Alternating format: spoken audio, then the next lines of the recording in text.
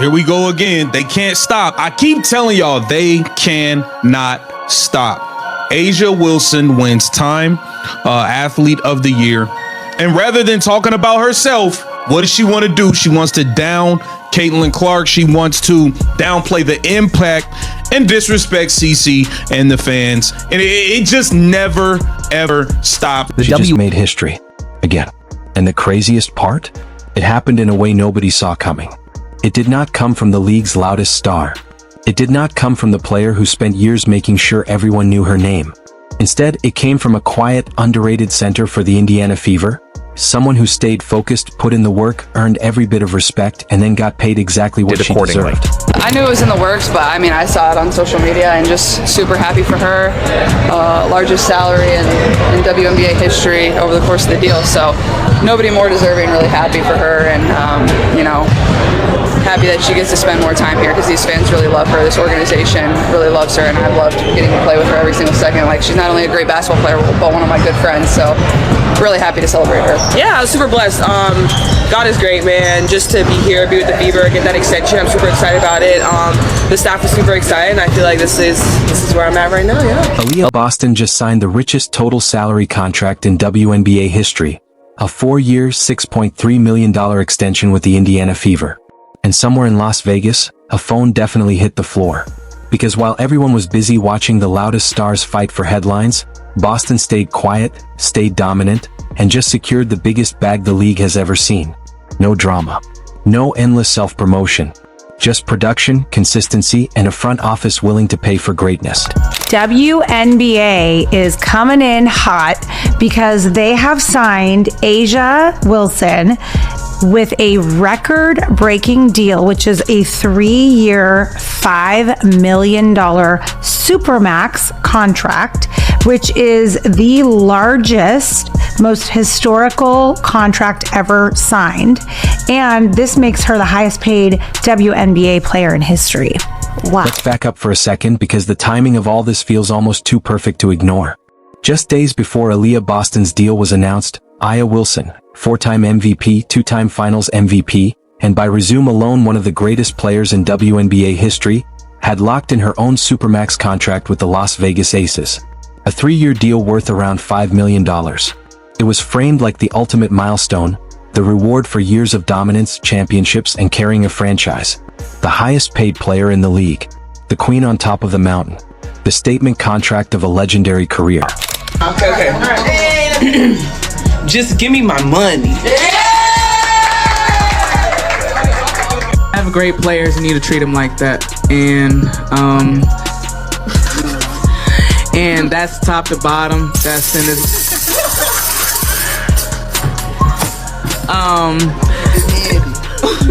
Top to bottom. When you have great players, you need to treat them like that. And there's been a lot of eyes on this. Except it wasn't. Not even close. It was less of a grand finale and more like a very brief intermission. Because less than 48 hours later, Aliyah Boston's extension hit the headlines. And just like that, A'ja Wilson was no longer sitting at the top of the salary mountain. Boston's deal didn't just make news, it rewrote the chart entirely, pushing Wilson's name right off the #1 spot almost as fast as it got there. Well, they say A'ja Wilson just signed a 3-year, $5 million contract. And I'm gonna be honest, man, where is this money coming from? Now, I'm not saying she don't deserve the money. That's not what I'm saying. But yeah, man, they've already paid a lot of people. They went out and even got Kennedy Carter, all type of stuff. You know, she might be doing that for free. But it's something up with Las Vegas and New York, man. It's I feel like a lot of malpractice going on or something. Now here's where the story takes a turn. When the WNBA player community started reacting to Aliyah Boston's deal, the conversation split into two very different lanes. On one side, there was celebration. A young star getting paid, the new CBA finally delivering what players had been demanding, and market value starting to show up in real contracts instead of empty promises. People saw it as progress. Proof that the league was finally moving forward. But on the other side, there was frustration. Real, visible frustration. The kind that makes people stop scrolling and look twice at who is posting.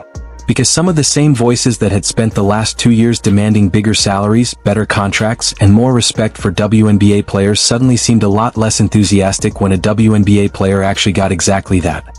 And in the middle of all that tension, one pattern kept showing up. Aliyah Boston's name was almost always being mentioned right next to Caitlin Clark. It's a deal that's changing lives in real time and also for generations to come. It is the largest salary jump in all of sports history. So what details can you share about the deal? Well, I mean, like, to my understanding, it is the single largest jump. And with that, we were able to, as many have seen, report a 7-figure max salary. That includes increases in, obviously, salary, minimum, average, and max. It includes retirement benefits, specifically something that reflects our appreciation for those who came before us. So let's talk about what actually made this deal possible, because the structure matters a lot. The new collective bargaining agreement, the one players fought hard for, the one that was supposed to be the major leap forward for WNBA salaries, included something called the EPIC provision, exceptional performance on initial contract. And that clause changed everything. Its purpose is simple. If a player is still on her rookie deal but earns major honors early, like an MVP award or an All-WNBA first or second team selection within her first 3 seasons, she becomes eligible to renegotiate sooner than normal.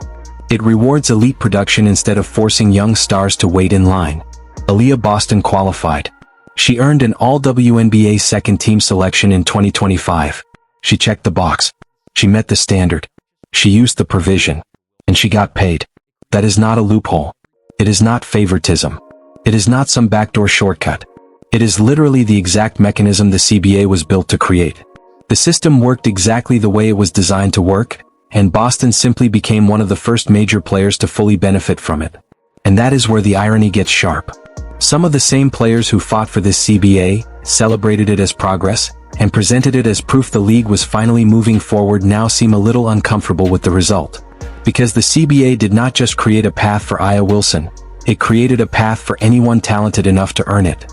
And Aliyah Boston walked straight through that door. This lady got a big paycheck. She's staying for the Fever for the long term, which means she believes in the vision, which is great. That's a big deal. Indiana Fever did a great job because the following year she would be a free agent. So we don't want Boston to go away because she's a big asset. And I'm gonna be honest, she's the catalyst to the championship. I love Caitlin Clark. I'm a big Caitlin Clark fan. Kelton Mitchell can definitely shoot it. However, is Aliyah Boston the catalyst? Because if she becomes a monster, if she becomes an MVP level type of player, this team is going to win a championship and it's going to be steamroll. I'm not joking. It's going to be And this is the part of the story that really deserves attention, because it says everything about who Aliyah Boston is, not just as a player, but as a leader. Boston did not just sign the biggest contract in WNBA history and walk away smiling. She structured the deal with intention. She thought about the roster. She thought about the future. She thought about winning. In year 1 of her extension, Boston reportedly takes just $1 million, below what her full market value could have demanded. And she did that on purpose. That cap flexibility gave the Indiana Fever room to move. It helped Kelsey Mitchell land her own $1.4 million supermax. It helped bring back Lexi Hall. It helped keep Sophie Cunningham in Indianapolis. Boston did not just secure her own future. She helped build the roster around her while still becoming the highest paid player in league history. That is not just star behavior. That is franchise cornerstone behavior. That is someone thinking like ownership while still playing like a superstar.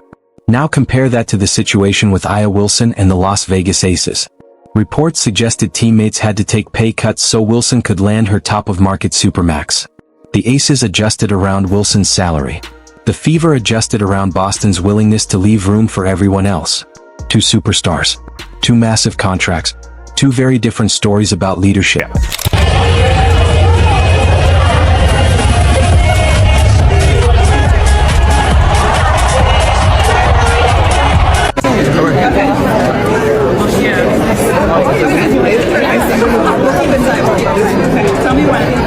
Do you want to be partners? Yes. Okay.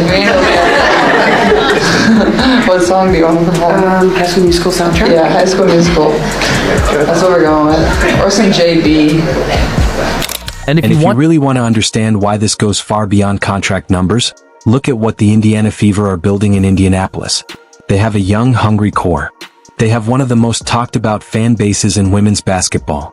They have Caitlin Clark, who, by almost any commercial measure, is the most marketable player this league has ever seen.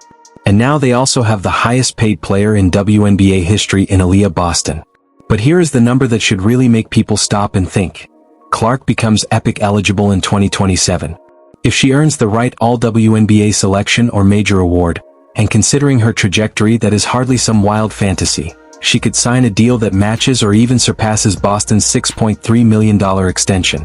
And if that happens, Indiana would be holding both of the two largest contracts in WNBA history at the same time. One franchise, two record-breaking deals. That is something this league has never seen before. Honestly, it has not even come close to seeing before. That possibility is not some distant dream. It is sitting right there on the horizon for Indiana, and the rest of the league can already feel it coming. A'ja Wilson clearly hates Caitlin Clark. I mean, clearly. What bothered her the most was the fact that she got this popularity, and she actually said it herself that she felt like history was being erased. Read the magazine. Read the article. She really hates Caitlin Clark. On top of that, the writer, whoever wrote this, hates her too, because she said, yeah, Caitlin Clark brought this toxic fanship, brought the toxicity to the league. I'm like, whoa. That's nonsense. That's straight bullshit. This is where the discussion usually starts to drift away from facts and into interpretation, so it helps to separate what is clearly documented from what is being read into it. It is true that Aliyah Wilson has been an active public voice on a range of topics, including league economics, player value, and how attention and resources are distributed in women's basketball. That's part of a broader reality in the WNBA. Players are not just athletes, they are also union members, public figures, and stakeholders in how the sport grows. It is also true that Caitlin Clark has driven unprecedented commercial attention. Ticket demand, broadcast ratings, and sponsorship interest have all reflected that surge. Those outcomes are measurable, and they are a big reason she has become such a central figure in league discussions so quickly. Where things get more complicated is the framing that individual players are targeting others' success. In most cases, what you actually see publicly is not a coordinated push against one person, but a collision of perspectives about fairness, visibility, and value inside a league that is still growing its financial base. Some players emphasize earned opportunity within team structures. Others emphasize market impact and external demand. Both perspectives exist at the same time, and they often clash when salaries, endorsements, and recognition enter the conversation. So the tension you are describing is less about one player versus another, and more about a league trying to balance two realities at once. On-court achievement and internal awards, versus off-court market influence and commercial demand. Those don't always align neatly, and that gap is where most of these debates come from.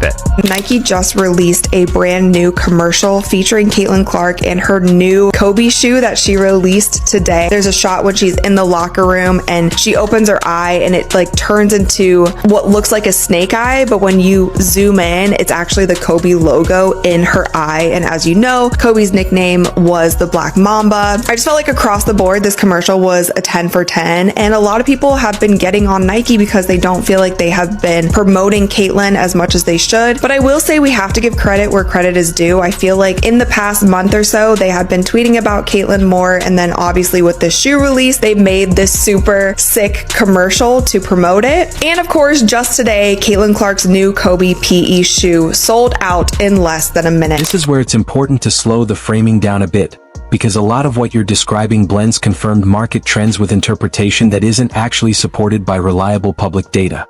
First, on the commercial side, it is broadly accurate that Caitlin Clark has driven exceptional demand in women's basketball merchandise, ticket sales, and related sponsorship interest. That level of attention is unusual and measurable, and brands respond to that kind of demand quickly. It is also true that Aliyah Wilson is one of the most accomplished players in the sport, with multiple MVPs, championships, and a long-standing signature line with Nike. However, claims like a specific shoe, sitting on shelves, versus another, selling out instantly across all colorways, are not consistently supported in a transparent way by public sales data. Sneaker performance is usually complex, involving release volume, distribution strategy, restocks, and regional availability, so it's not a clean or fully visible comparison from the outside. The broader point you're reaching for, how market demand influences athlete branding, is real though. In modern sports marketing, signature shoes are absolutely a signal of commercial pull, and brands do respond to visibility, media attention, and consumer demand. But reducing that to a direct one athlete versus another verdict oversimplifies how endorsement ecosystems actually work.